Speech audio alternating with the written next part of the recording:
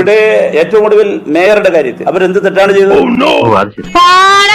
ഇത് അരുതാത്തതാണ്, ഇത് ശരിയായ നിലപാടല്ല എന്ന് പറയാൻ കേരളത്തിലെ ഒരു മാധ്യമങ്ങൾക്ക് വേണ്ടി തോന്നുന്നില്ല. അത് ഞാൻ ഇതിലേ കേട്ടു, ഇതിലേ വിട്ടു.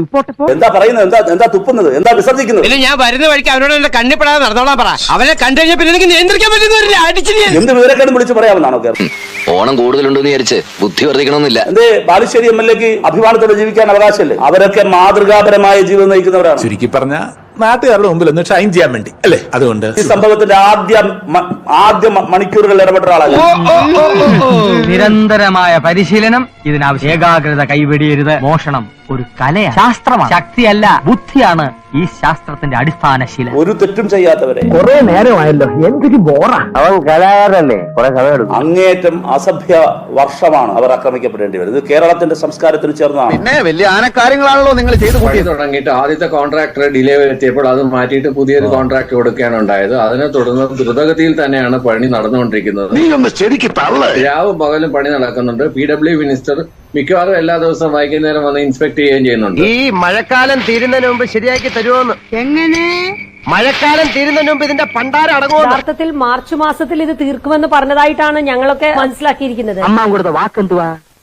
അല്ലാതെ അബദ്ധത്തിൽ പറഞ്ഞു പോയതല്ലേ എന്റെ വാക്കുണ്ണി. അങ്ങനെ ഒരു പ്രഖ്യാപനം ഉണ്ടായിരുന്നല്ലോ, മാർച്ച് മാസത്തിനുള്ളിൽ തീർക്കും. എന്നിട്ട് എന്തായി? എന്തൊക്കെ ബഹളമായിരുന്നു. ഇപ്പൊ ഈ വെള്ളക്കെട്ടിന്റെ കാര്യം പറഞ്ഞ പോലെ തന്നെയാണ്.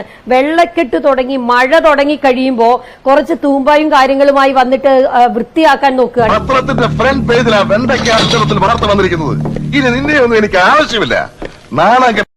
ഇവനെ എവിടുന്ന് കൊണ്ടുവന്നടാ? ഏത് കാട്ടിന്ന് വന്നടാ? വിളിച്ചോണ്ട് പോയവനെ. സാറേ, കള്ളന്മാരും പോലീസുകാരാണല്ലോ ഈ നാട് ഭരിക്കുന്നത്. ഓരോ ഗുണ്ടകളെടുത്ത് നാലെണ്ണം കിട്ടിക്കഴിഞ്ഞാല് നമ്മൾ എന്ത് നാട് പരിപാടിയും ചെയ്തു. അതിന് ഉള്ള ഫണ്ടുകൾ പല രീതിയിൽ കൊടുക്കുന്നു. ഞാനും അതാ ആലോചിക്കണേ, എങ്ങനെയാണ് നഗരത്തിൽ ശരിയായ രീതി? ഇപ്പൊ മേയർക്ക് എന്താണ് പറയാനുള്ളത്? ജനാധിപത്യം നടപ്പിലാക്കാൻ ഒരുപാട് പണം. ഈ ആഴ്ച കണ്ണൂരിൽ നടക്കാൻ പോകുന്ന പാർട്ടികളുടെ സംസ്ഥാന സമ്മേളനത്തിന് ഇവിടെ ഏറ്റവും പേര് സംഭാവന. ആക്ച്വലി ഞാൻ ഒരു കാര്യം നിങ്ങളോട് പറയണ്ട. വേണ്ട സാർ, ഒന്നും പറയണ്ട. കഴിഞ്ഞ തവണ കലശലായ വയറുവേദന മൂലം സാറിന് ഓഫീസിൽ വരാൻ ശരിക്കും പറഞ്ഞാൽ ഈ ഒരു ഘട്ടത്തിൽ മേയർ വന്ന് എന്താണ് യഥാർത്ഥത്തിൽ നടക്കുന്നത്, റോബോട്ട് എവിടെ പോയി, ഇതൊക്കെ പറയേണ്ട ആളാണ്.